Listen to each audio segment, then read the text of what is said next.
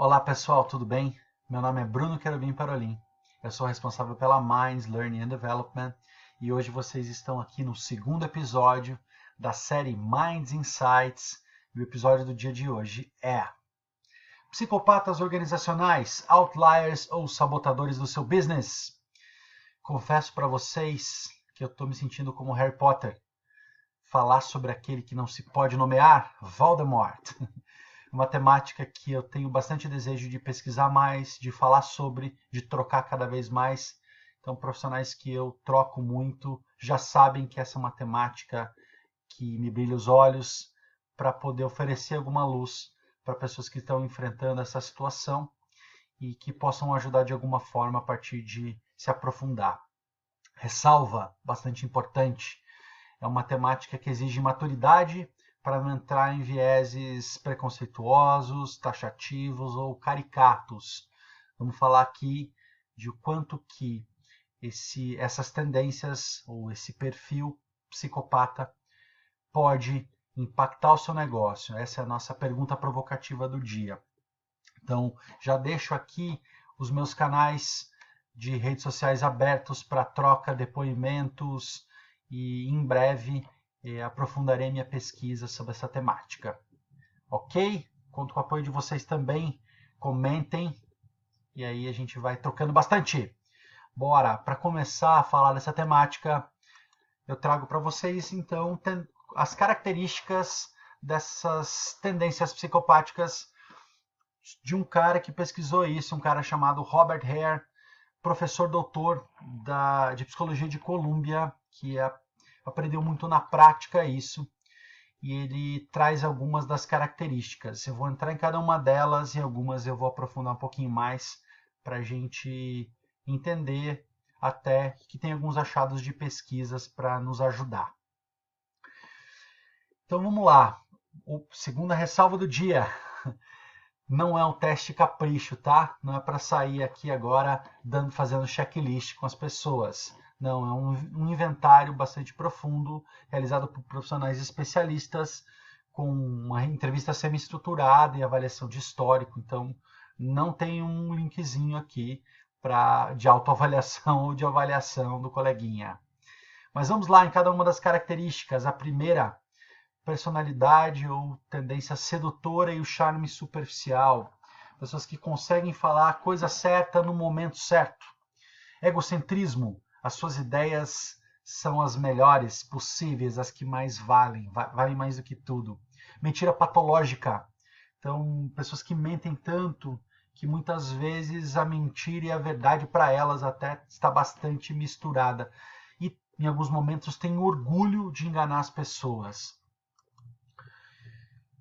Outra lista de características aqui: superficialidade emocional e a falta de empatia. Sentimentos e emoções muitas vezes nas palavras, mas sem entrar em contato, inclusive com o que o outro sente, aí, com a falta de empatia. A sede por adrenalina e impulsividade, aqui tem bastante a ver com a ausência do medo. A falta de culpa. Vamos falar um pouquinho mais sobre isso. Será que tem remorsos? Será que tem culpa? O que as pesquisas mais atuais dizem aí pra gente? E comportamento antissocial e má conduta na infância. Então, avaliando um pouco o histórico. Quero entrar agora para responder de cara um pouquinho sobre a pergunta: outliers, perfil vencedor ou sabotadores do seu business? É uma pergunta que eu deixo para que vocês analisem, mas eu trago alguns achados. Alguns caras, pesquisadores da Universidade de Berkeley e Denver, fizeram uma avaliação com gerentes de fundos de investimento por 10 anos, com 101 profissionais. E aí, quais foram os achados que eles tiveram? Eles concluíram que os que tinham mais tendências psicopatas produziam resultados inferiores. Claro, é uma pesquisa. O que nós observamos na prática? 1 em cada 5 profissionais que estão nos postos elevados, a gente, por pesquisas, entende que tem tendências psicopáticas. 5%, 4% dos líderes de negócio têm essas tendências e 1% da população em geral. O que nós observamos? que conseguem falar a coisa certa no momento certo, mas não necessariamente fazer a coisa certa. Chegam no alto escalão muitas vezes com bullying, com intimidação, com a dominação, com a atuação nas entrelinhas, mas quando a gente observa resultados de perspectiva global, com rotatividade, mesmo resultados financeiros, observamos que tem sim um impacto e um resultado pior que a grande maioria. Então, temos aí uma pergunta que fica: vale a pena ter uma pessoa com esse perfil no seu time? Eu não tenho a resposta. A gente muitas vezes pode ter pessoas com essas tendências que produzem resultados de curto prazo, médio prazo. Mas o mais importante aqui é que a gente avalie qual é esse impacto e quais são essas tendências. Dando continuidade, falando sobre impulsividade. Então, alguns pesquisadores, como David Icke, correlacionaram impulsividade e ausência de medo com a psicopatia. Também um cara chamado Adrian Furman, professor da University College London, pesquisou que pessoas altamente impulsivas podem se dar bem em ambientes acelerados, num trabalho com ritmo muito rápido. Então, decisões rápidas num ambiente acelerado, mas porque não pensam nas consequências. Tomam decisões com essa ausência de medo e não pensam nas consequências. A minha provocação é aqui: será que pode ser um facilitador de empreendedorismo? Então, aqui é uma provocação. Será que esse medo, esse arriscar-se, faz sentido? Vale a pena? Acho que essa é a grande pergunta. Vale a pena? Terceira característica para que a gente possa observar, e as pessoas que já passaram por essa situação: o charme superficial. Então, algumas pesquisas também mostram que pessoas que com níveis mais altos de psicopatia tinham avaliações de performance piores, mas mesmo assim eram avaliados como mais carismáticos, comunicativos, com mais pensamento estratégico, mais criativos.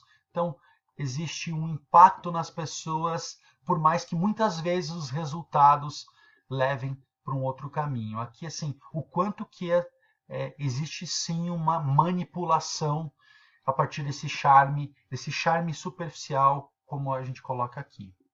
Se vocês já passaram por isso, escrevam, mandem no direct inbox. Já passaram por essa situação, por favor, me escrevam.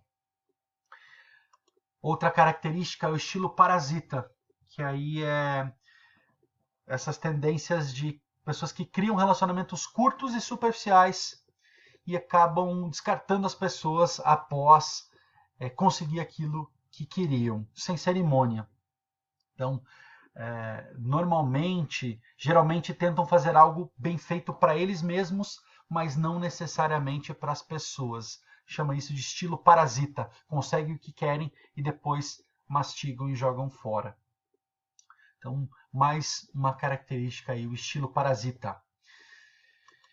Agora, por fim, a falta de remorso. Aqui a ausência de culpa, sempre característica bastante associada aos psicopatas.